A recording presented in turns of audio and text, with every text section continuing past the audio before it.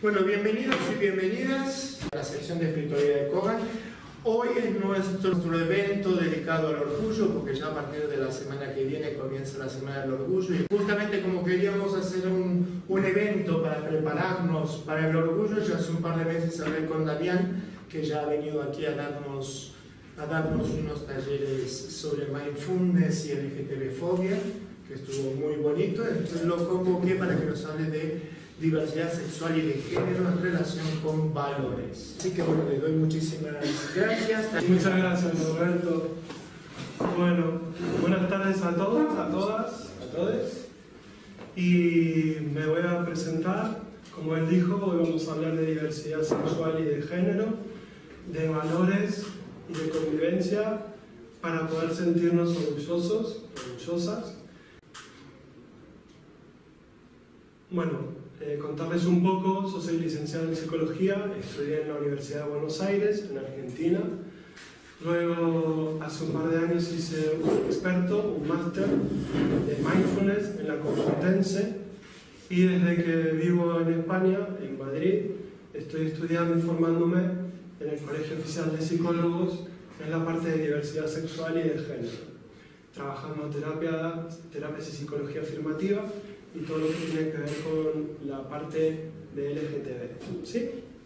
Luego soy monitor de gimnasia aeróbica, y como hobbies he cantado en el coro de hombres gays y actualmente estoy en el coro Voces LGTB de Madrid, entre otras. Bueno, para empezar vamos a entrar en lo que sería el tema principal de la diversidad sexual y de género. En realidad, este lema, estas siglas de DSG, vendrían a englobar todo lo que sería las palabras LGTBIAQ+. ¿Sí?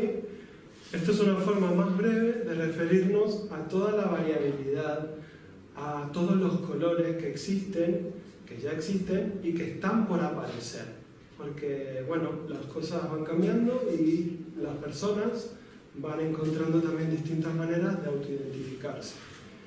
Entonces, para que nos entendamos, lo que vamos a ver como diversidad sexual y de género es simplemente una forma más breve de hablar de personas LGTBIQ. A ello quise hacer una especie de resumen de lo que serían las dos variables más importantes al hablar de diversidad sexual y de género, que sería la atracción sexoafectiva y lo que es la identidad de género. Estas son dos variables que nos van a definir como personas. Y dentro de esta definición, pues, hay diferentes formas de identificarse, de autoidentificarse y de poder identificarnos hacia los demás. Cuando hablamos de personas homosexuales, pues ahí estamos refiriéndonos a hombres gays o a mujeres lesbianas. Esa sería la parte de G y de L. ¿Qué sería ser homosexual? Pues que siento una atracción sexoafectiva por una persona de mi mismo sexo. Y ahí sí vamos a diferenciar lo que es el sexo del género. El género va a tener que ver con estas actitudes o estas formas, estos gestos, estas conductas que yo puedo percibir como masculinas o femeninas. Y también un espectro que puede ser un estilo andrógino, donde no me queda claro esta forma de expresar el género. Y luego, cuando hablamos del sexo, en general nos estamos refiriendo al sexo biológico, al asignado al nacer, a lo que yo apenas veo a una persona por sus características físicas, pues puedo entender si estoy hablando de un hombre o de una mujer. Eso como, digamos, punto de partida, pero luego hay muchísima complejidad al respecto. Entonces, esto también es un esquema muy breve que sirve para dar un par de pinceladas en los aspectos más básicos, pero sí es cierto que aquí hay muchísimo material por trabajar. Y de nuevo, hay cosas que van surgiendo constantemente. Entonces esto es algo variable pero en constante movimiento y transformación. No es algo que esté cristalizado rígidamente. Después tenemos todo un gran aspecto que tiene que ver con la T. La T de lo trans. Ahí igual yo lo puse como doble entre lo trans y lo queer, está un poco repetido, pero eso también tiene que ver porque las personas a veces se identifican en lo trans como gran paraguas, y hasta hace unos años el gran paraguas era la palabra queer. Yo ahora lo voy a explicar. Empezamos por lo de trans. Dentro de lo de trans están estas 3 T, que pueden ser 3, 4, hay un montón. Podemos hablar de personas travestis. Le estaba comentando el tema de la T, de lo trans. Ahí podemos hablar de muchas T. Está el tema del travesti, lo que antes se conocía como travesti, que es la persona, ya sea masculina o femenina, que decide vestir de una forma distinta a la que tiene que ver con su sexo asignado al nacer. En líneas generales, ¿sí? Eso tendría que ver también con travesti como un estilo de vida, porque después se diferencia del transformismo como estas personas que deciden vestirse de la vestimenta asignada al otro género o al otro sexo, pero que es más bien de forma puntual. Pueden ser personas que se dedican al espectáculo, que lo hacen en carnaval, que trabajan de eso. Y después hablaríamos ya de lo que serían las personas transexuales y transgénero. Las personas transexuales son aquellas que, naciendo con un sexo biológico, no se identifican, y entonces lo que empiezan es un proceso de transformación y de transición que puede tener que ver, aunque no necesariamente, con temas de cirugías, temas de intervenciones quirúrgicas para adecuar su cuerpo a lo que ellos sienten como su identidad. Antes se hablaba de identidad sentida. También pueden recurrir a temas de cosmética, maquillaje, hormonación, todo esto para, de nuevo, adecuar su cuerpo a... Entonces estábamos con estas personas transexuales, que son las que en general y en principio pues deciden reacomodar su cuerpo a través de la hormonación o de intervenciones quirúrgicas para aproximarse a su identidad sentida. Después estarían las personas transgénero, que ahí sí juegan un poquito más con esto lo del género. Es decir, que no necesariamente van a recurrir a hormonación o a intervenciones quirúrgicas para poder sentirse más plenamente con su género. Y ahí sí, pues a veces hablamos de personas que tienen un género más fluido, que no necesariamente se identifican con el aspecto masculino o femenino. Entonces ahí también vamos a hablar de este tema de la F o la NB, que es lo no binario. Son personas que no necesariamente al identificarse ni con el género femenino ni masculino, pues ahora mismo están utilizando el tema del lenguaje neutro, que viene a ser una especie de novedad, aunque ya hace tiempo que lo están utilizando en la práctica, que es hablar con la E. Por ejemplo, en vez de decir me siento orgulloso, esta persona no fluida o de género binario, pues puede decir me siento orgullose. ¿Sí? Entonces no sé si lo habéis escuchado, pero digamos, es un movimiento que ahora tiene mucha fuerza, sobre todo con estas personas trans o fluidas, o fluides o no binaristas. Pero de nuevo, yo ahí lo puse doblemente en la parte de queer también, o no binarista o fluide, porque hasta hace un tiempo lo queer era lo que no encajaba exactamente en el género binarista. El género binario es, por un lado, lo masculino y por un lado, lo femenino, independientemente de la orientación sexual de cada persona, ¿sí? Una mujer heterosexual puede ser muy femenina o puede ser un poco masculina. Y así lo mismo un hombre heterosexual o gay puede ser más masculino o más femenino. Pero igual ahí entraría dentro del binarismo, lo que también últimamente se habla del patriarcado, esto que tiene que ver con el machismo, con las formas que conocemos, digamos, de toda la vida. Pero estas personas queer o fluides o no binaristas no entran dentro de estos cánones, digamos, se escapan. Entonces, hasta hace un tiempo, esta palabra queer era la que representaba toda esta realidad nueva que ahora tiene, bueno, pues estos otros nombres, ¿sí? Después está el tema de la bisexualidad, que son hombres o mujeres que se encuentran sexoafectivamente atraídos por hombres o por mujeres. No necesariamente al 50%. Esto también varía de cada persona, de bisexual a bisexual. Pero en líneas generales son estas personas que sienten esa atracción sexoafectiva independientemente del sexo de su compañero o su compañera. Y además esto también va variando con el tiempo. Ahí también hay mucho prejuicio, como que es una quimera, ¿no? Que no creemos mucho en la bisexualidad, porque o es lesbiana, o es heterosexual, o es gay, o es heterosexual, pero lo de la bisexualidad sigue siendo hoy en día un tema a tratar y a romper también con nuestros propios prejuicios.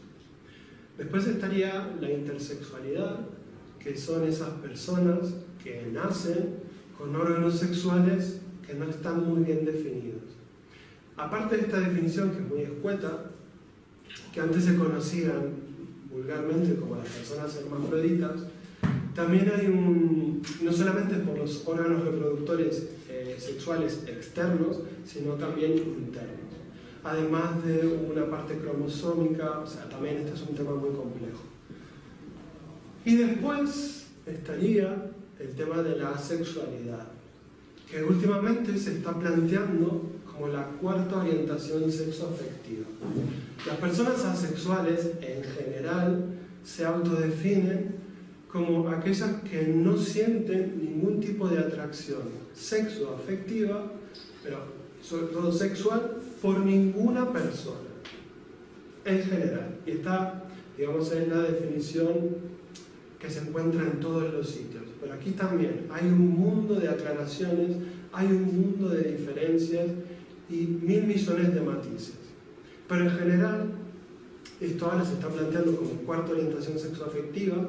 Están los homosexuales, hombres y mujeres, los bisexuales, los heterosexuales, y estarían en cuarto lugar los asexuales, ¿sí? Que en principio a veces también se podría entender como una persona que puede llegar a tener impulsos sexuales, pero en general es hacia ellas mismas, sin necesidad de tener ningún contacto sexual con otras personas. Y si lo tienen, pues es por motivos muy específicos, esporádicamente, o si se encuentran en relaciones de pareja. Pero ya les advierto, ahí también hay todo un mundo por descubrir que también genera mucha polémica y que hay que trabajar ahí también un montón de prejuicios. Bueno, en general, como les dije antes, estas serían las dos variables que más o menos van definiendo estas cuatro orientaciones sexuales y estas formas distintas de acercarnos a lo que sería el género, ¿sí? El andrógino estaría como en el medio. O sea, si por un lado en el género tenemos los extremos, que sería el masculino y el femenino, el andrógino estaría cerca del centro, ¿sí? Pero ahí también, con el tema del andrógino, cada persona también lo vive de una forma distinta y tiene una forma de expresar su género distinta. Hay personas, por ejemplo, no binaristas, que uno las puede identificar fácilmente como femeninas o masculinas, y además con un sexo femenino o masculino. Y sin embargo, estas personas, aunque por ejemplo una mujer se vista muy femeninamente, no se considera y tiene problemas cuando quiere explicar que de repente pues, no se considera a sí misma femenina ni masculina, pero sí andrógina o andrógine o fluide. Entonces, esto más que nada tiene que ver con cómo la persona se autoidentifica y hacia los demás. Pero en síntesis, la androginia estaría en el centro, digamos, entre esos dos extremos, ¿sí? Después, hemos presentado un poquito lo que es la diversidad sexual y de género, y otro de los valores que vamos a explorar y de las guías que llevan esta presentación es el tema de la convivencia. Como convivencia, el verbo, por ejemplo, convivir, tiene que ver con compartir un espacio, habitar en un mismo sitio con otra persona o con otras personas.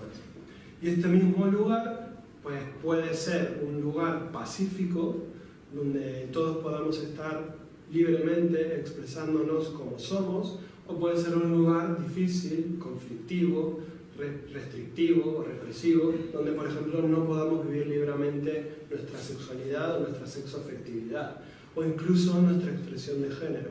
Entonces tengamos que cambiar, tengamos que adaptarnos o tengamos que elegir otro ambiente. Es difícil plantearse esta coexistencia armoniosa y pacífica entre muchas personas, porque sobre todo ahí sale el tema de la diversidad. Somos todos tan distintos, tan diversos, tan únicos, que a veces pues, nos cuesta encontrar estas similitudes, poder aceptar la diferencia y no discriminar a lo que no se parece mucho a mí, ya sea por motivos de religión, de creencias espirituales, pertenecer a partidos políticos, por gustos en la comida, por lo que fuera. Entonces, esto como idea tiene que ser una premisa, una guía, una directriz que nos guíe en el sentido de buscar una convivencia dentro de lo posible armoniosa, pacífica, que nos permita a todos expresarnos tal cual como somos y como queremos ser, sin violencia obviamente y sin discriminación. Pero bueno, eso existe y lo más probable es que exista siempre. La cuestión es cómo podemos trabajar eso desde la visibilidad, desde la lucha a veces y desde la naturalización. Ya lo vamos a ver más adelante. Bueno, por otro lado, también es importante hablar de los valores. Yo ahí elegí un libro que me gustó mucho cuando lo leí, simplemente para citar el tema, una definición que este autor daba de valores. Él es chileno y él es famoso, bueno, es un psicólogo que también se dedica a trabajar en mindfulness. Y él entonces nos hablaba de estos valores como ideas, principios o creencias que en el fondo nos rigen y nos dan una idea de sensación, de orientación hacia dónde queremos ir. Esto tiene que ver con lo que es importante para cada uno de nosotros, ¿sí? Por ejemplo, si yo soy vegano, pues yo creo que es importante no comer animales porque no quiero que seamos crueles con otros seres vivientes. Sí, además del respeto a la naturaleza, cuidar el medio ambiente y que nos hace mal comer animales por todos los productos químicos que le echan, bueno, todo lo que sea. Esto es una creencia que puede ser mía, puede ser de otra persona, pero mis creencias entran en conflicto con las creencias de otras personas, ¿sí? Me voy a encontrar a gente parecida a mí o gente totalmente diversa. Gente que igual, siendo distinta a mí, me puede aceptar, o gente que no quiera convivir conmigo en paz y en armonía. Bueno, ahí también hablaban de esto como un mapa de ruta que, de nuevo, me orienta hacia donde yo quiero, qué es lo que yo quiero ser, cómo quiero vivir mi vida y qué es lo importante para mí. También ahí se mezcla un poquito con lo que serían mis intenciones y traducido un poco ahí, va más lejos a la ética personal, que sería laica, aunque no necesariamente. Ahora lo voy a explicar. Bueno, las intenciones son estas partes a veces inconscientes que nos mueven. O sea, nuestras intenciones son nuestros motores. Lo que hace que yo decida por algo y que me mueva, que ponga mi cuerpo en movimiento para conseguirlo. Si yo, por ejemplo, mi intención es este verano para el orgullo estar macizo, pues tendré que decidir entrenar y de comer sano o anabolizarme, si lo quiero hacer más rápido, porque, digamos, esta intención es lo que a mí me da un sentido de lo que tengo que hacer o dejar de hacer.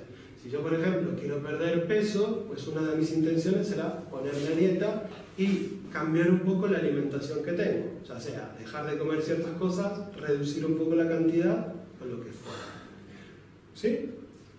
Pero de nuevo, a veces nuestras intenciones no son tan conscientes. Entonces, ahí también se nos arma lío. Porque si no me doy cuenta de lo que realmente me está moviendo a mí, cuál es mi motor, pues ahí a veces puedo entrar en conflicto entre lo que pienso y lo que realmente quiero hacer o quiero ser.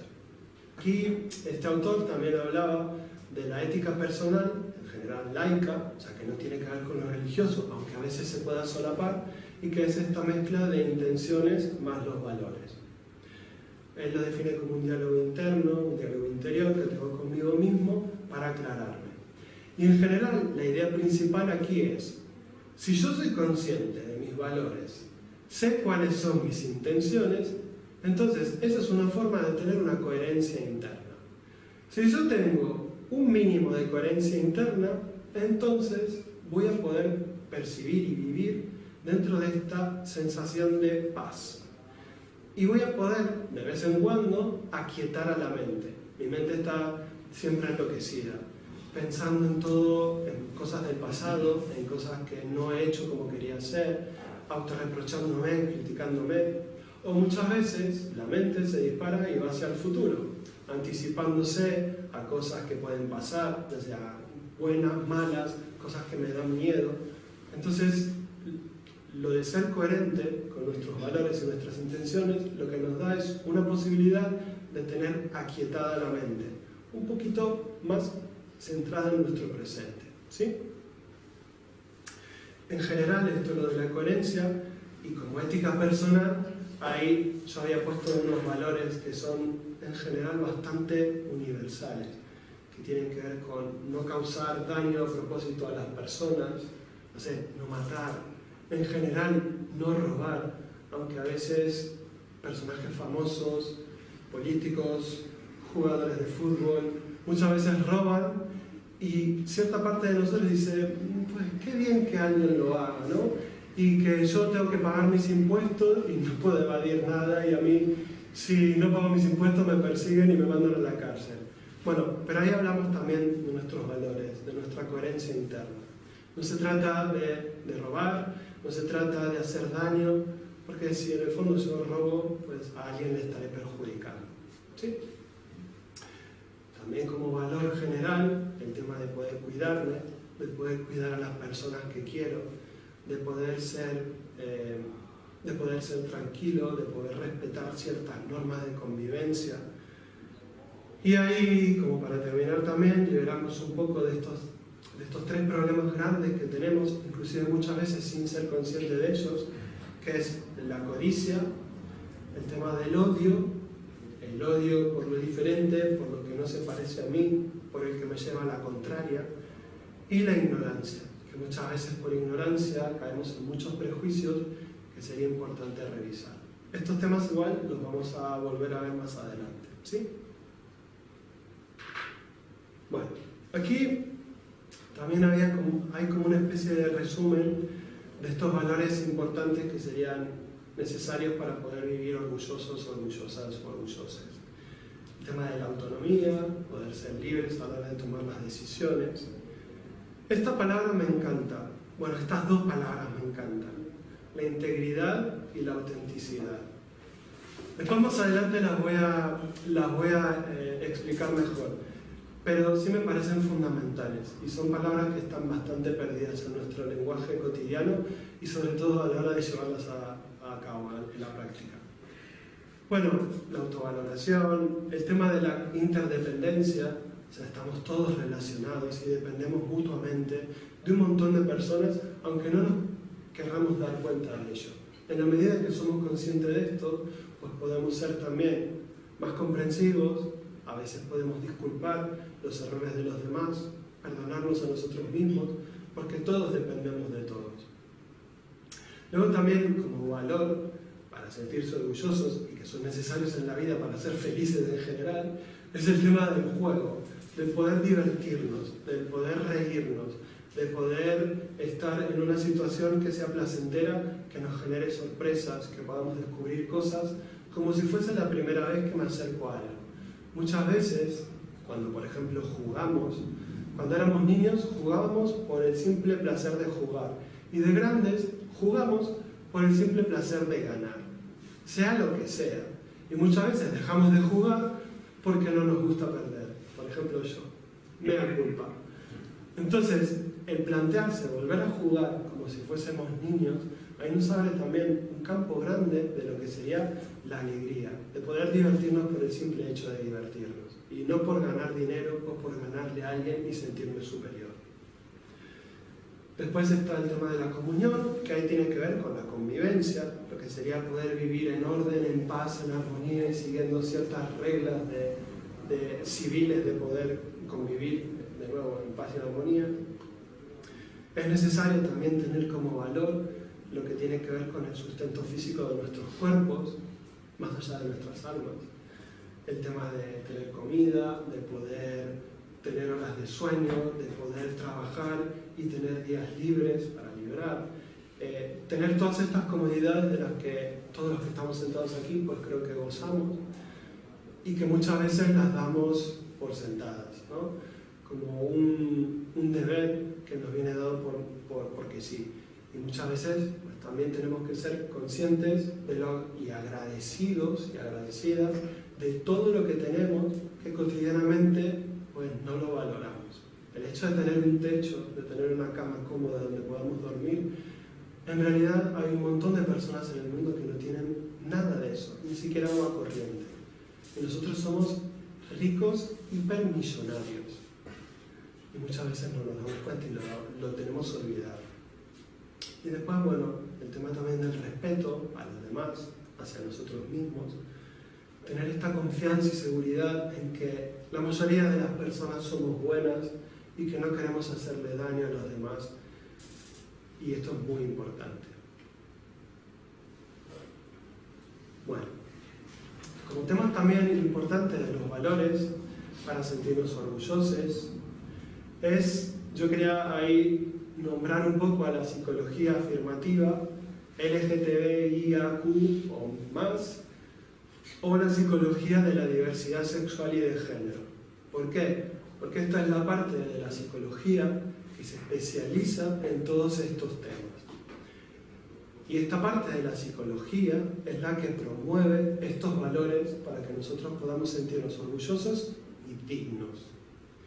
¿Qué es lo que hace la psicología afirmativa LGTB o la psicología afirmativa de la diversidad sexual y de género? Pues trabaja varios aspectos en general para favorecer la salud psicofísica de todas las personas que somos diversas. Es cierto que aquí en general no hablamos de los heterosexuales. Los heterosexuales pueden tener problemas parecidos a los nuestros, pero nosotros específicamente pertenecemos a una minoría en todo el mundo. Entonces nosotros, por ser una minoría, tenemos problemáticas que son específicas. Y desde ahí la psicología afirmativa se dedica a trabajar estas problemáticas específicas de toda la comunidad LGTBI. Por un lado, lo que intentan, sobre todo, es despatologizar a la diversidad sexual y de género. Esto sería quitarle el estigma para que las personas diversas no suframos discriminación y nuestros derechos sean los mismos que las personas heterosexuales. Luego el tema de visibilizar, normalizar, sensibilizar, educar, trabajar la integración de toda esta diversidad sexual en una convivencia armoniosa en la sociedad actual en la que vivimos, en la ciudad actual en la que estamos, en el país en el que habitamos, para luego poder transportarlo también al resto del mundo. Ahí yo taché la palabra tolerar porque la verdad me parece que no es la adecuada. Sí podemos hablar de integración, pero cuando uno habla de tolerar es, yo tolero algo que no me gusta, que me molesta, yo puedo tolerar un dolor de muelas, entonces lo que hago es, voy al dentista para que me lo quite. Aquí no se trata de quitar nada, sino simplemente de entender que no hay que tolerar, pero sí hay que educar, hay que informar y hay que generar nuevas y futuras generaciones, empezando por los niños, donde hablemos de la integración de la diversidad sexoafectiva como algo cotidiano, porque lo es. Luego, otra de las partes que se encarga la psicología afirmativa es de trabajar el coming out, o la salida del armario, ¿sí? Que tiene que ver con que una persona diversa, LGTBI, se pueda autodefinir y definirse hacia la sociedad como aquello que es y aquello que siente. Sin miedo al rechazo, sin miedo a la discriminación, sin miedo a las agresiones físicas o verbales, sin miedo a la discriminación también que hay a nivel legal. Y eso tiene que ver también con que la persona pues, se pueda querer bien, su autoestima, su regulación de todas las emociones y tenga esta parte un poco más cocinada. Y luego la psicología LGTBI también se posiciona en el tema de la defensa de los derechos LGTBI, que como bien lo puse ahí, los derechos LGTBI son derechos humanos, ¿sí? Aunque a veces parece que no. luego lo vamos a tocar un poquito más adelante. Bueno, como estamos en la sección de espiritualidad, a mí también me generó ganas de poner algo que tenga que ver con, en general, estas grandes orientaciones de nuestra cultura judeocristiana. Y se me ocurrió en su momento pensar en los 10 mandamientos. Esto, digamos, es un detalle. Aquí también hay buenos valores que nos servirían si utilizáramos siempre un poco el sentido común. Sí es cierto que a veces los valores religiosos se transforman en algo como un credo un poco fanático, entonces ahí también hay que darle una vuelta y poder, de nuevo, darle la vuelta siempre desde el sentido común, no desde el fanatismo, sino desde la cercanía con las otras personas que son diversas. Bueno, entre todos a mí me gustaron un par que los subrayé un poquito, los resalté. El tema de honrar al padre y a la madre, en realidad como una relación básica y fundamental que tendríamos, que todos deberíamos tener y haber sentido de amor incondicional, de ellos hacia nosotros. Después de nosotros hacia ellos, pues hay que verlo, si se lo han ganado.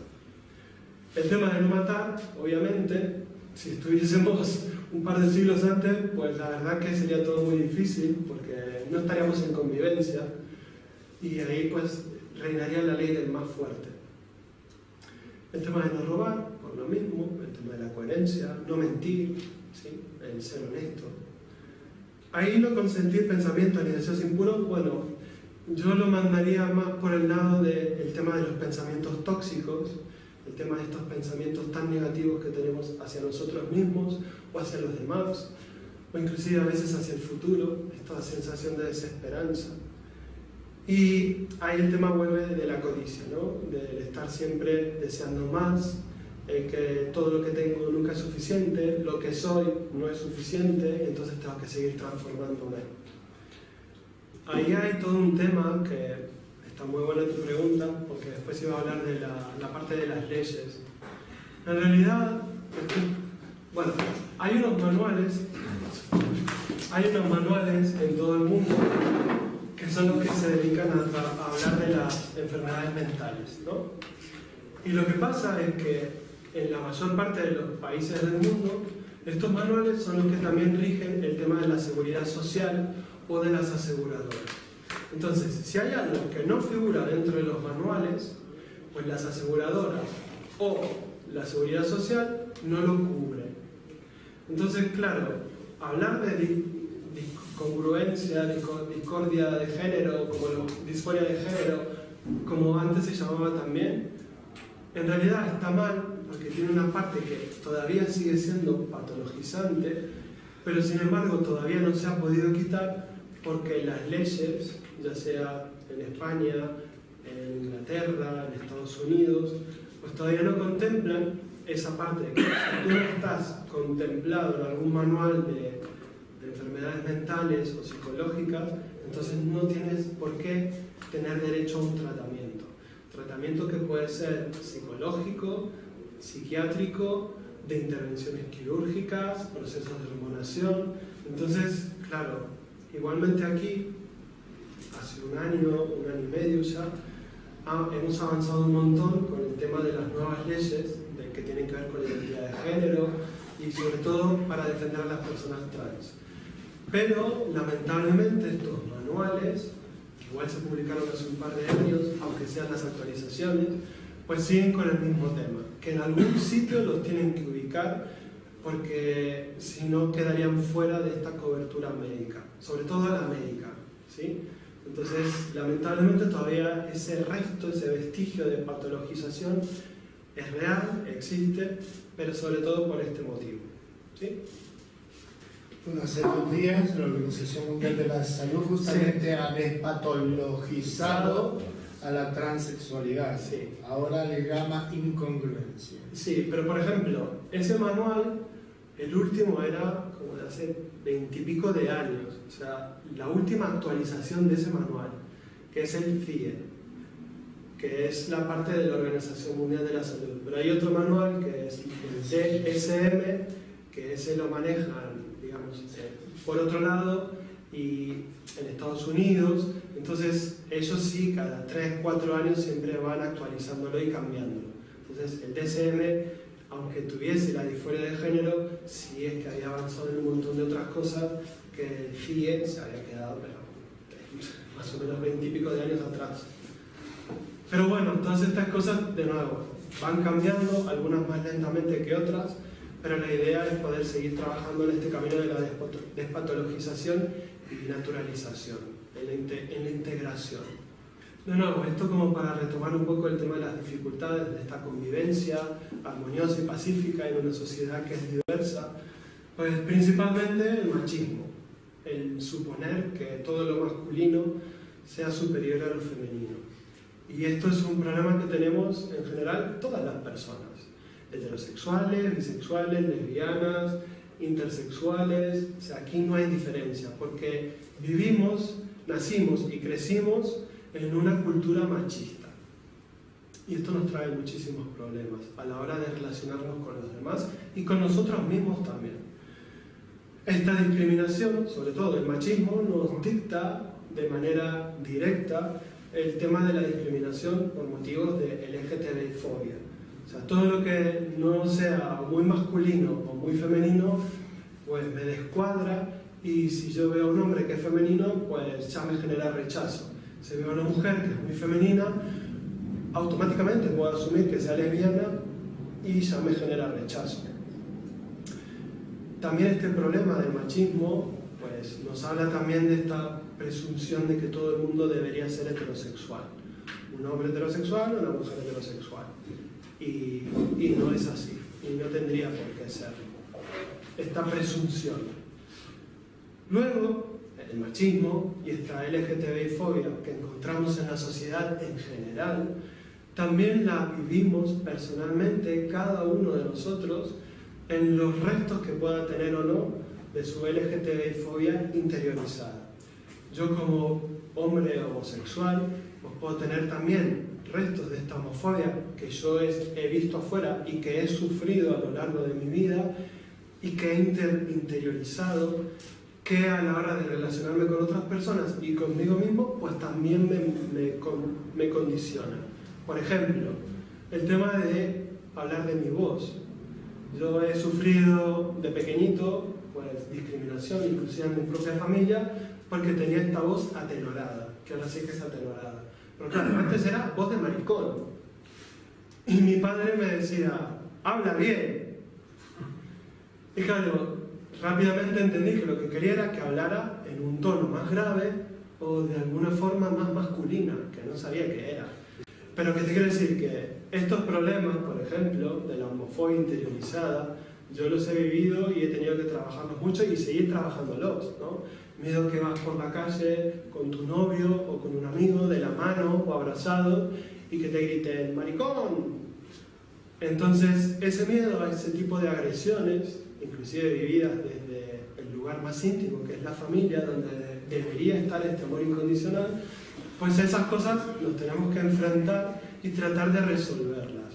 Yo a mi padre, que era comisario, le respondía, es la única voz que tengo.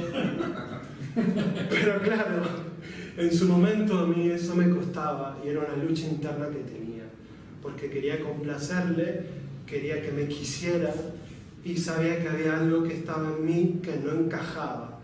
Ahora puedo decir, claro, que soy homosexual, en su momento todavía no lo tenía claro, no sabía qué era ser gay ni homosexual, pero sí sabía algo, que había algo en mí que era distinto. Y no solamente mis padres lo veían, sino que lo veían mis compañeros, mis amigas, mucho antes de que yo me diera cuenta de eso. Entonces, esos son los temas que nos tocan al tratar y al hablar de LGTBI-fobia interiorizada. Que si soy una mujer lesbiana, pues también tenga que trabajar estos prejuicios y esta discriminación de una sociedad que me discrimina por ser mujer lesbiana. Y a veces más masculina o más femenina, lo que fuera. Pero sí, claro que cuando hay choque, hay incongruencia en estos temas de sexo asignado y expresión de género o orientación sexoafectiva, es ahí donde saltan todas las alarmas de la LGTB-fobia social, ¿no? Externa. Y luego también se nos encienden a nosotros automáticamente, sin que seamos conscientes de ellas, en situaciones cotidianas como estas. ¿Sí? Bueno, el tema también de vivir en una sociedad con ciertas costumbres, con mucha influencia religiosa, con influencia también de ciertos partidos políticos más conservadores, el miedo, la desinformación, la ignorancia que se transforman en prejuicio. Ay, si mi hijo te ve a ti, que eres su tío, muy homosexual, muy amanerado, muy aflautado, pues pobrecito que mi hijo se va a contagiar, porque te va a tomar como modelo y va a aprender de ti a ser homosexual. Pues todas estas ideas erróneas son las que tenemos que trabajar desde la educación, empezando por los niños, pero también desde los niños hacia los adultos. Y luego también seguir trabajando y luchando por la igualdad real de los derechos a nivel jurídico y legal, y a nivel también de las instituciones. Todas las instituciones están formadas por personas que pueden tener más o menos prejuicios, ser más o menos ignorantes.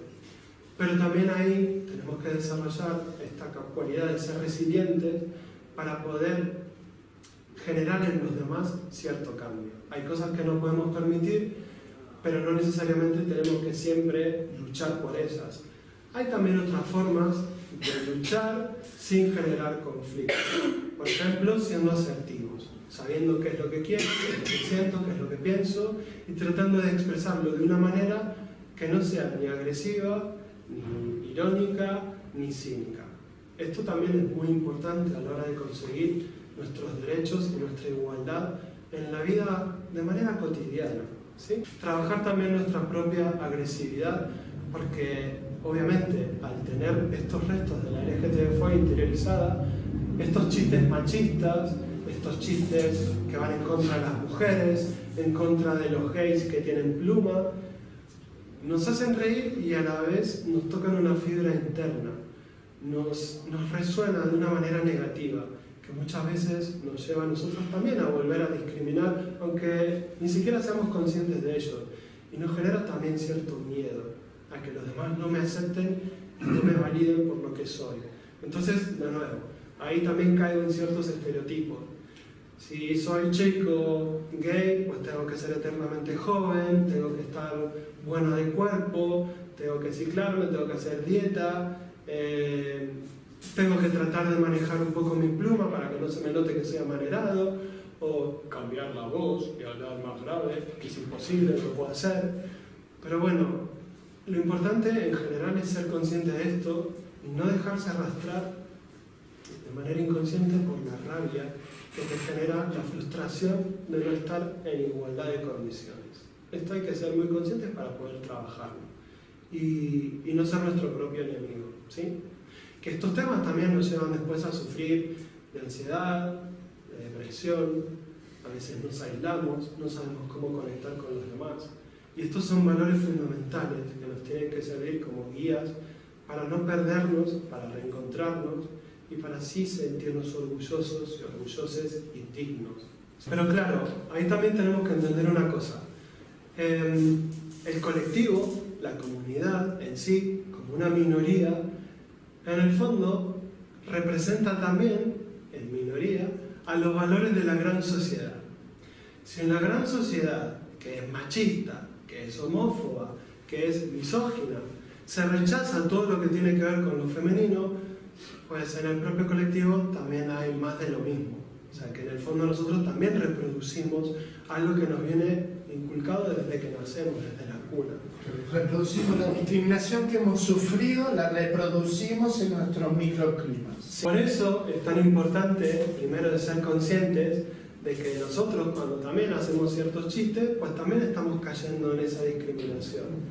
Entonces, también es importante este tema de la ironía, del cinismo, porque después eso nos remite a otros estereotipos que vamos a ver ahora, ¿sí? Igual, entre paréntesis, me gustaría también hacer una diferencia justo en el tema que has traído tú.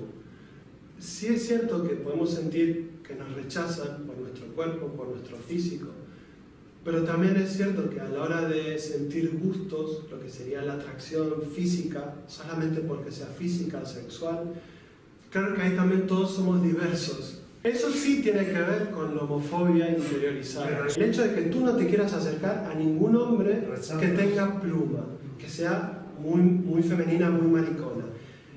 Pero si hablamos de la parte sexual, pues cada uno elige libremente o no elige lo que te pone. Eso tiene que ver con el marketing y con los estándares de belleza y de sexualidad que te vende la cultura.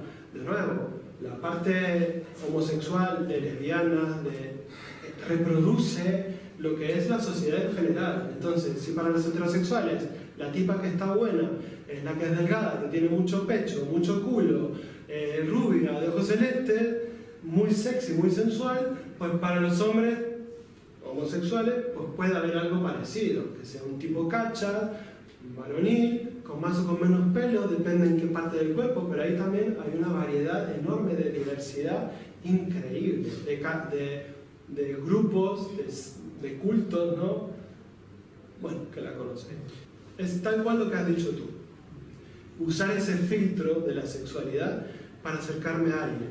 Pero claro, una cosa es que un tío o una tía me ponga sexualmente, y otra cosa que como, porque ya no me pone sexualmente, no me acerco. Y si tiene pluma, pues me acerco mucho menos. Entonces, eso sí es parte de nuestro prejuicio, ¿sí? A la hora de elegir amistades, a la hora de simplemente acercarme a una persona que no conozco y que puede ser, pues, de aquí en adelante mi mejor amiga, mi mejor amigo. Pero por una cuestión física o de estereotipo, caigo en esa discriminación de un prejuicio, ¿sí? Pero en general ahí también volvemos a repetir igual lo que está en la sociedad en general, que es, si sexualmente me atrae, pues debería funcionar. Ahí también hay muchos mitos del tema del amor romántico, pero también es cierto que en general estamos muy desconectados de lo que nos pasa a nosotros, como a veces para poder conectar con alguien más. Y justamente se juntan ahí mi vacío con el vacío del otro, mi hambre con el hambre del otro, y muchas veces no hay coincidencia. Vivimos en una época donde todo es inmediato, todo tiene que ser ahora. Y de nuevo, ahí se nos puede criticar a la parte de la comunidad de homosexuales, hombres, gays, de que utilizamos mucho el sexo como forma de socializar, pero ha sido siempre así, y en la parte del resto de la sociedad también. Ahora, con el tema de las aplicaciones, sí, al principio fuimos nosotros, pero con el Tinder están todos iguales. Entonces, ahí también, ellos ahora, las personas heterosexuales, se están encontrando con lo mismo, con lo que supuestamente nos pasaba solamente a los hombres gays por ser promiscuos, ¿no? Por ser activamente hipersexuales. Entonces, esto también es como tema de valor. La sexualidad tiene que ser vivida plenamente y libremente, pero de nuevo, con cierta coherencia interna. Saber exactamente qué es lo que necesito, qué es lo que estoy buscando, y si en cada polvo estoy buscando a mi próximo marido, o cada vez que me acerco a una persona estoy buscando a un potencial marido. Porque ahí también yo mismo caigo en la trampa de que si no me atrae, pues no. Si tiene mucha pluma, pues no. Y de repente me estoy perdiendo la posibilidad de conectar con una persona para una amistad, que puede ser mi próximo jefe, o que a partir de conocer a esa persona me presentan a alguien que me gusta, lo que fuera. El tema es también permitirnos volver un poquito hacia adentro para poder salir. Estamos demasiado conectados hacia afuera. Es todo imagen, postureo, es todo inmediato ya, y es difícil seguir esa velocidad. Por eso a veces es necesario bajar un poquito el ritmo. Es para regular tus emociones. Exactamente. Si estoy estresado, entonces me voy a buscar un polvo ahora, que además me diga que estoy bueno, está cerca, me paso un ratito bien, ya me vuelvo relajado. Pero bueno, si tú eres consciente de eso, genial. El problema es cuando no eres consciente, lo haces de manera automática y compulsiva, sin darte cuenta, y luego eso te genera vacío. ¿Sí? Porque sexo, por diversión, sexo lúdico, pues lo podemos tener todos y está ahí para que lo disfrutemos. Pero de nuevo, siendo coherentes con lo que yo necesito y con lo que yo soy. Si busco sexo para divertirme, genial. Si busco sexo para encontrar el amor de mi vida, pues puede ser que me esté equivocando en la manera de buscarlo, ¿no? Nada más que eso, ser consciente. Sí, sí. Bueno, qué bueno. Todos estos temas son los importantes. Bueno, hay un poco dar una definición de lo que era la LGTBI-fobia. Es este miedo, es este rechazo, es esta discriminación, es esta agresión, es este asco que siente la sociedad en general hacia las personas que no son heterosexuales, ¿sí? Y se manifiesta de diversas formas. Ya habíamos hablado con este rechazo, esta violencia simbólica que puede ser verbal, al menospreciarnos, esta violencia que puede ser física, en las agresiones, en los golpes, en matar a alguien, y también esta violencia a nivel político, institucional, lo que tiene que ver con las leyes, ¿sí? Bueno, ahí lo mismo, es un poco hablar de los prejuicios institucionalizados de lo que sería la diversidad sexual vista como el enemigo. Si hablamos de religión en general, todo lo que sea diversidad sexual y de género, pues estaría fuera de la norma, sería un pecado que habría que expiar o trabajar o simplemente reprimir. O sea, tú puedes ser gay, lesbiano, homosexual, pero basta con que no lo practiques y entonces ya dentro de todo pues pasarías más desapercibido. No habría que perdonar, no tendrías que expiar tus pecados, no tendrías que pedir perdón por ello. Un poco como idea de celibato, ¿no? El tema de la curación, inclusive pasa aquí en Madrid, que se ha denunciado a una supuesta coach que ella hacía terapias reparativas o de conversión. Esto existe en todo el mundo, lamentablemente, y son acciones que hay que denunciar. Pero esta gente va por la vida impunemente y además sustentada y respaldada por partidos políticos y por asociaciones religiosas que la defienden como coach y que ella se dedica a ayudar a las personas homosexuales que no se encuentran bien por ser homosexuales. Claro que hay un montón de homosexuales, hombres, mujeres, que no se encuentran bien por ser homosexuales porque viven en una sociedad que les discrimina. Lo que hay que trabajar es la discriminación y no la homosexualidad o la diversidad sexual y de género en sí misma. ¿Sí? Pero eso actualmente continúa. Quitando la parte de la iglesia, estas grandes religiones muy dogmáticas, desde la cristiana, la judío-cristiana, la musulmana, digamos, en general han sido muy homófobas. Hay también el tema de lo importante que es pertenecer a nuestros grupos y poder encontrar grupos a los que podamos sentirnos cómodos, incluidos, pero claro, eso tiene que haber visibilidad. Si no hay visibilidad, antiguamente, pues todo esto era en secreto, eran guetos, no se conocían, las personas tenían que guardar su pluma, hombres o mujeres.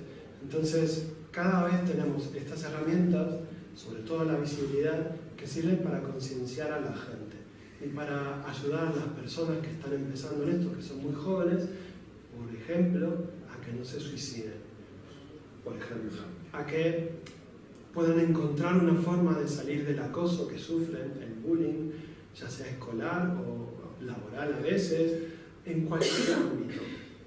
Pero solamente, no es solo para prevenir estas tragedias, pero también para favorecer nuestro desarrollo personal, psico, bio, sexo, afectivo, como personas plenas. Porque esta discriminación que sufrimos cotidianamente y que hemos sufrido, pues también nos condiciona a la hora de mostrarnos, a la hora de decir te quiero, a la hora de decir te quiero, a la hora de decir pues ya no te quiero. Si mi relación se ha terminado y yo no quiero terminarla porque tengo miedo de que me voy a quedar solo para el resto de mi vida, pues eso también es otro de los grandes prejuicios, ¿no?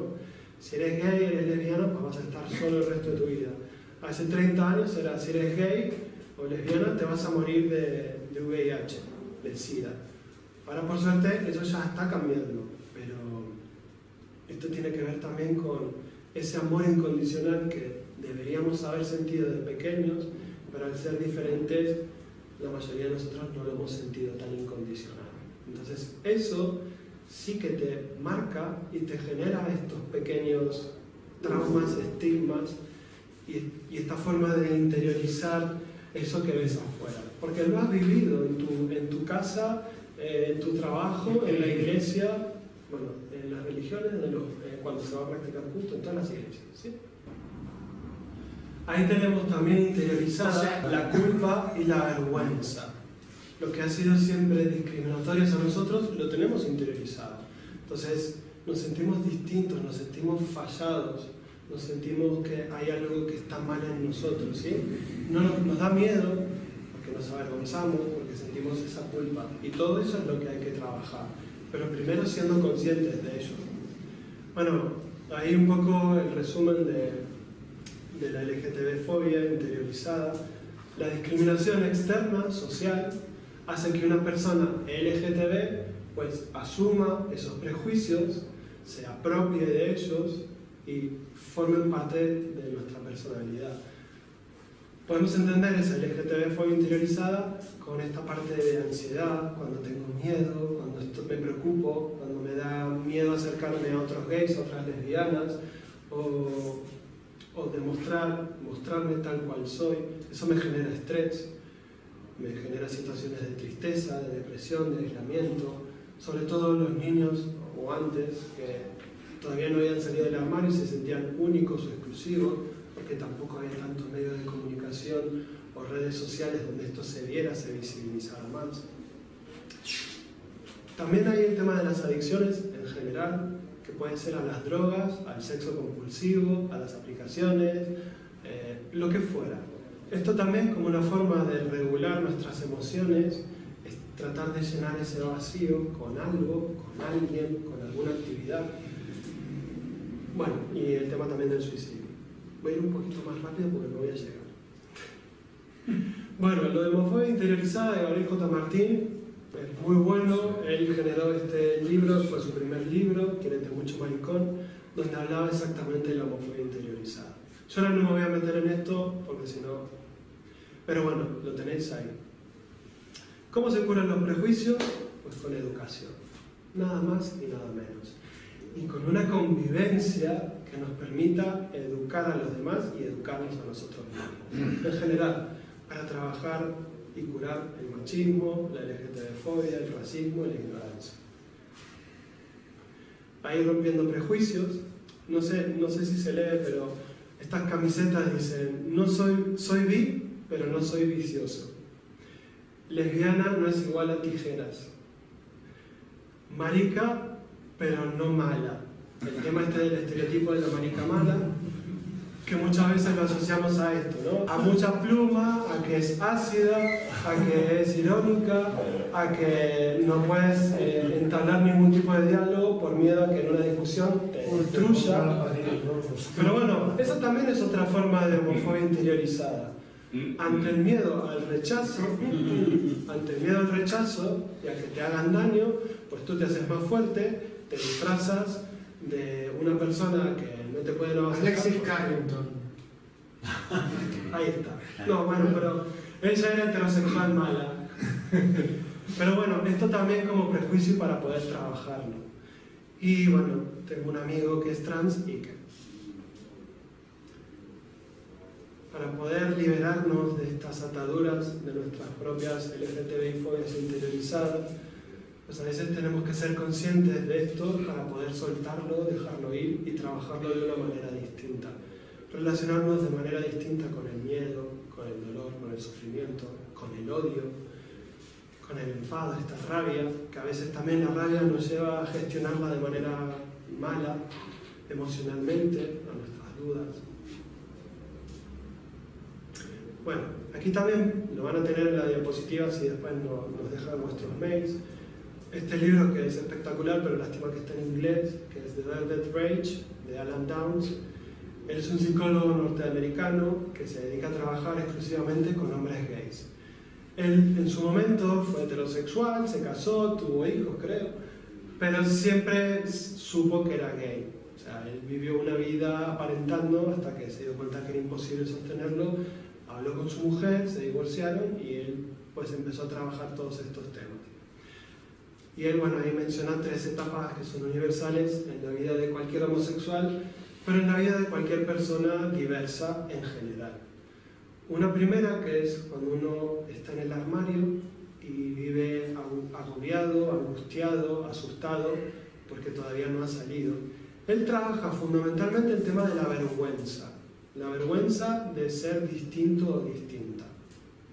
Y de nuevo, como hablamos antes, desde pequeñitos, yo me noté distinto antes de saber qué era, pero todo el mundo lo notaba. Yo solo quería jugar a Wonder Woman y nada más, pero enseguida me dijeron maricón. Entonces, la sociedad te etiqueta y te define mucho antes de que tú te puedas autodefinir. Esa es la parte más dura, la primera, donde uno sí se encuentra solo, desconectado, donde todo te da miedo, donde te da miedo perder el amor de estas personas incondicionales. Pero no solamente los padres. Igual lo que hay que fomentar sería la educación, la visibilidad, para que cada vez más familias y más personas heterosexuales puedan acercarse a este ideal de amor incondicional sin miedo a que si sus hijos son lesbianas, gays, transexuales, intersexuales o lo que fueran, sin miedo a que la sociedad de afuera les discrimine, y empezando por manejar sus propios miedos ante la diversidad sexual de sus propios hijos. Entonces, por eso es fundamental que nos visibilicemos y eduquemos, pero no desde la tolerancia, sino desde la igualdad. Hay una segunda etapa que sería compensando la vergüenza, que es cuando ya el homosexual o la persona intersexual o lo que fuera puede salir del armario, se define, se autodefine y se define hacia afuera ante los demás, pero ahí siempre hay como una forma de, vale, como soy distinto, estoy fallado, pues voy a tratar de ser el mejor o la mejor en mi profesión, en mi carrera, en mi trabajo. Voy a tratar de tener el mejor cuerpo, a ganar muchísimo dinero. Bueno, ahí todavía he salido del armario, pero me siento fallado. De nuevo, ahí con restos de culpa y de vergüenza. Y mucha ira. Ahí también seguimos hablando de esta marica mala. Y luego la tercera fase, a la que no todo el mundo llega, pero a la que tenemos que aspirar y que tenemos que cultivar, es la de la autenticidad, la de la dignidad. Que es cuando yo soy auténtico, cuando soy honesto conmigo, con los demás, cuando he encontrado también bastante un equilibrio, no necesito aparentar, no miento. Bueno, ahora me voy a basar más que nada en esa parte ahora. Luego lo podéis leer, pero prefiero resaltar la parte buena, ¿no? De la tercera, porque tenemos poquito tiempo. Vale. Entonces, aquí este autor habla de la autenticidad y marca como tres caminos de la felicidad, pero para trabajar la autenticidad y la dignidad. Encontrar una pasión, o sea, una actividad, no necesariamente un trabajo, pero puede ser, que me permita crear algo, que me genere esta sensación de alegría, donde yo me sienta pleno. Si voy a trabajar solamente por tener dinero, que nos pasa a muchos, pues tengo que encontrar algo que a mí me haga sentir pleno. Puede ser un hobby, puede ser un pasatiempo, cantar en un coro, hacer voluntariado, hacer pintura, lo que fuera. Pero algo que a mí me haga sentir que mi vida tiene un sentido especial, más allá de ganar dinero o de trabajar. También el expresar el amor hacia uno mismo y hacia otras personas, conectar emocionalmente, lo que hablábamos antes, que vivimos desconectados, nos cuesta mucho, pero sobre todo conectar con nosotros mismos. Entonces, si yo no puedo conectar conmigo mismo, ¿cómo voy a conectar con alguien que también le cuesta conectar consigo mismo para que nos llevemos bien? Ahí sí que hay que hacer mucho trabajo, mucha reflexión. Y también, por ejemplo, esas 2 o 3 preguntas que es el acercarme a alguien, ¿qué me aporta? ¿Me aporta calma? ¿Me aporta alegría? ¿O me vuelve loco? ¿Me genera ansiedad? ¿Me da miedo? ¿Me desestabiliza? Es esta sensación de, ¿me vale la pena tener algo íntimo con esta persona? Una relación de amistad, una relación más profunda en el trabajo, no necesariamente de pareja o sexual, pero en general. Además, ¿para qué me acerco a las personas? Lo del filtro que hablábamos antes, ¿no?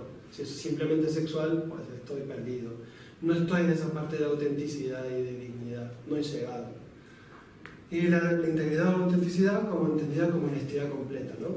Por ejemplo, en este libro él daba un ejemplo que a mí me gustó mucho, de una persona, un gay, que en su trabajo pues coqueteaba un poco con sus clientes, que también eran gays, en el sector inmobiliario, y decidía estratégicamente no decirle que él estaba en pareja o casado hasta después de firmar el contrato. Entonces, eso también es un nivel importantísimo de autenticidad. Yo no puedo querer ganar dinero a costa de seducir a alguien para después decir, ay no, mira que me había olvidado ponerme el anillo. No soy auténtico, no soy honesto, no soy íntegro, ¿sí? Nosotros tenemos que empezar a marcar la diferencia desde uno mismo para poder ser auténtico e íntegro. También este autor retomaba un poco estas ideas, ¿no?, en las elecciones de vida, en aumentar las emociones positivas y en el tipo de relaciones que tenemos. Lo voy a mencionar rápidamente, después lo podéis leer. Siempre preguntarme, ¿en qué me beneficia algo? Este es el tipo de hombre o mujer o lo que fuera en lo que me quiero convertir, haciendo esto, relacionándome de esta forma. O sea, ser honesto con mis valores, con mis intenciones, con lo que realmente me mueve. Como objetivo, pues buscar la paz interior. O sea, ¿esta decisión me favorece o no la paz interior? Coger este trabajo que me pagan un poco más, pero que me va a volver loco porque es algo que no me gusta, que lo rechazo, que no voy a estar nunca en mi casa, que no voy a tener tiempo libre, ¿realmente me compensa? ¿Me da paz o simplemente es la locura de tener algo más de dinero?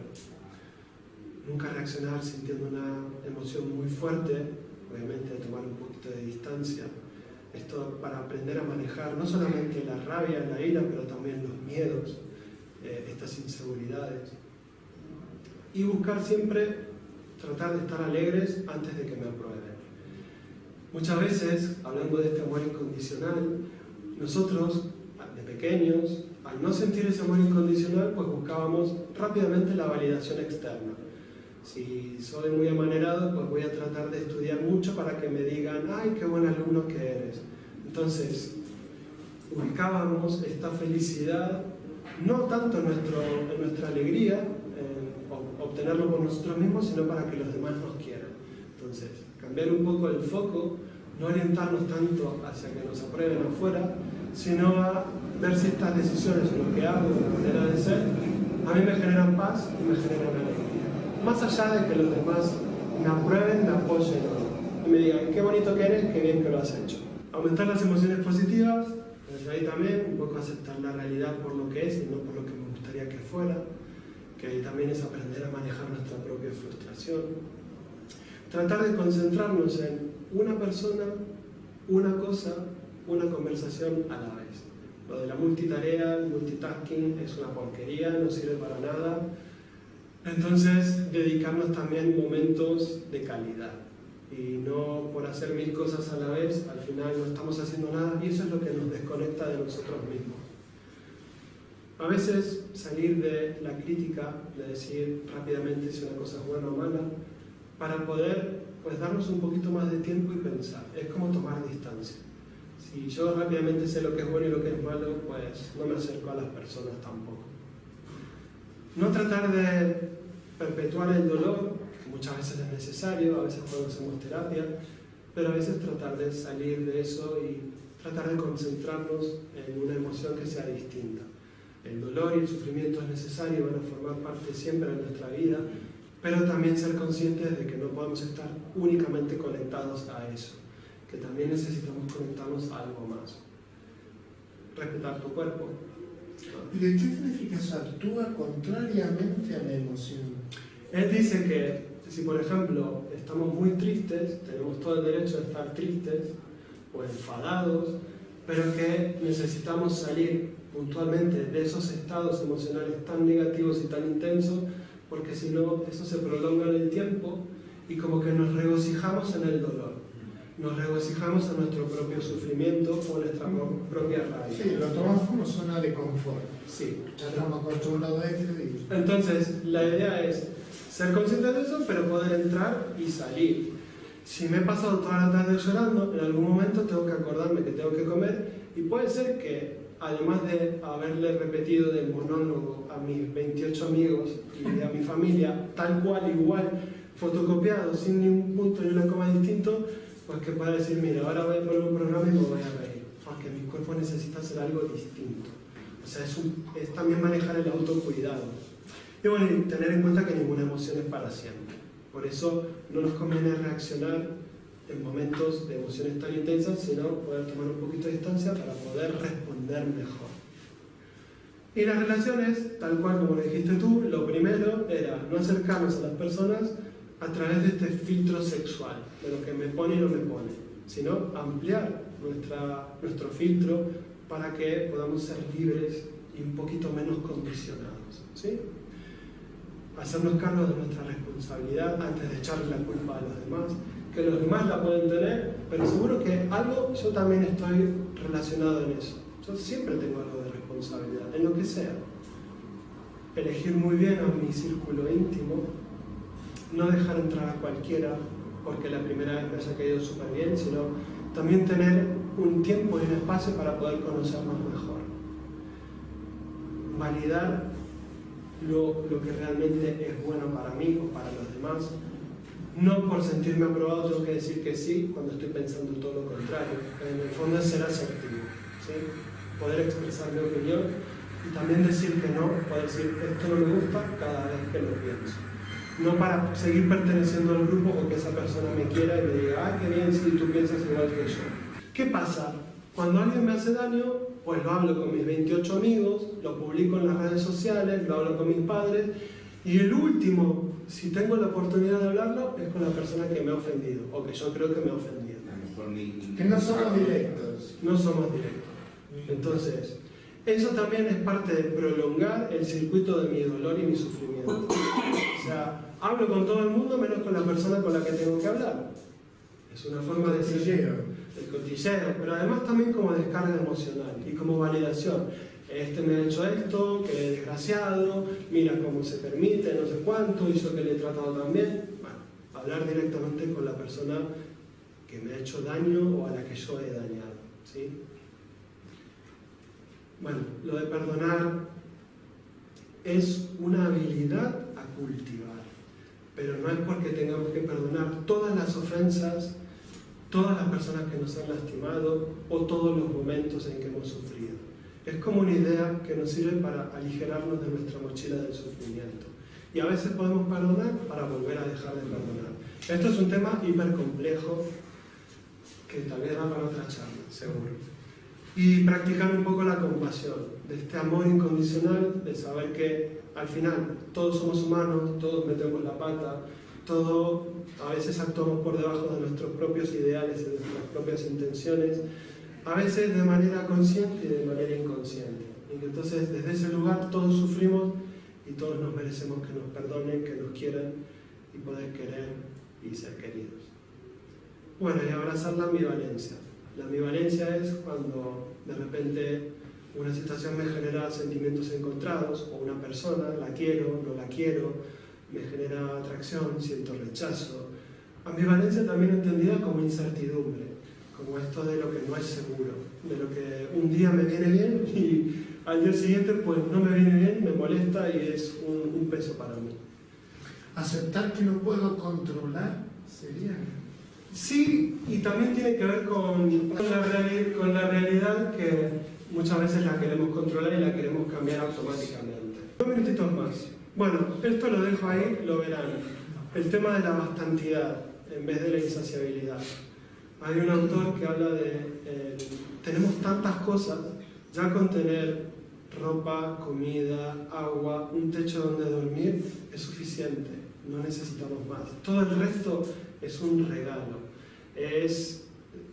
Digamos, tenemos tantas cosas y somos tantas cosas que si nos basásemos solamente en quiero ganar más dinero, quiero tener una casa más grande, pues nos estamos frustrando a nosotros mismos, nos estamos olvidando del valor que tenemos cada uno de nosotros como personas, que podemos conectarnos con los demás, que podemos ayudarnos un montón y que podemos aliviar nuestro propio sufrimiento conectándonos con los demás.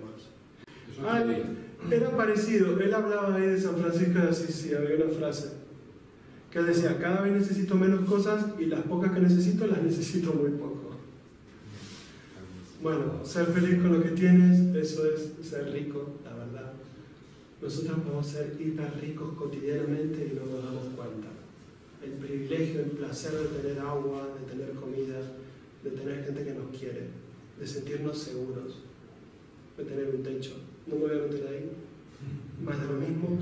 A esto no llegué, pero bueno, el tema de mencionar un poco cómo ha variado el tema de las leyes, de estos prejuicios que institucionalmente estaban muy arraigados, con cosas que ya has mencionado tú inclusive recién, el tema de la ley del matrimonio igualitario, la expresión de una identidad de género que fue hace un año y pico, bueno, y que es cierto que las leyes son fundamentales porque también son una forma de empezar a concienciar y obtener la igualdad jurídica, pero es cierto que tenemos que seguir trabajando por esta igualdad que sea real, en la convivencia pacífica y armoniosa. Bueno, distintos tipos de familias, que ahora sí son contempladas por la ley, aunque muchas religiones todavía no las contemplan como familia, que bueno, otro tema. El Papa Francesco.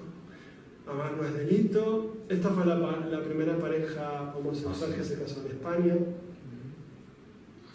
Me los como vivos. Bueno, otro. Y el tema del orgullo. Y ya con esto terminamos.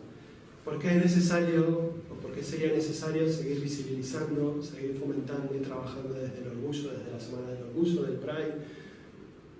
Que en el fondo es orgullo, pero es dignidad.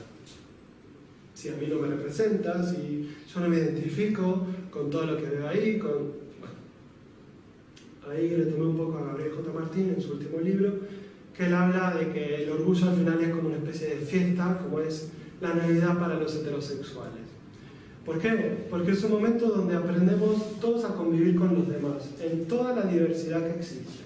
Están los vecinos, los heterosexuales, los padres de personas LGTB, los periodistas, los cristianos LGTB, o sea, todos, todas y todes. De nuevo, el derecho a mostrarte tal cual eres o como te gustaría ser, estar de fiesta, mostrarte para que esto sea una forma de expresar tu igualdad, para seguir trabajando la LGTB-fobia externa y también la tuya o los restos que te queden de tu LGTB-fobia interiorizada, y para romper de cierta forma con estos estereotipos y estos prejuicios de género que tenemos tan arraigados.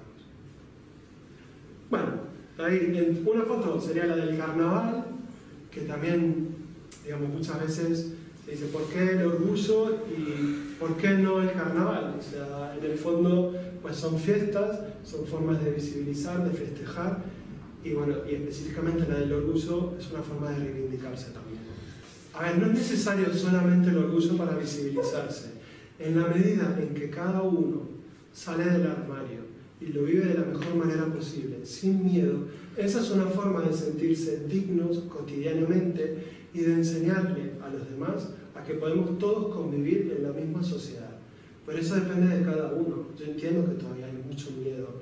Nosotros porque vivimos en una gran ciudad europea, en Madrid, pero las diferencias que hay en los pequeños pueblos o en zonas realmente donde hay pocos habitantes y las mentalidades ahí sí que son muy cerradas.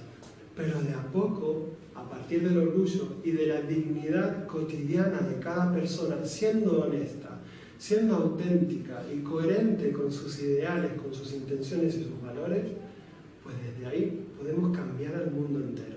Pero tenemos que empezar por nosotros. Muchas gracias. Muchísimas gracias.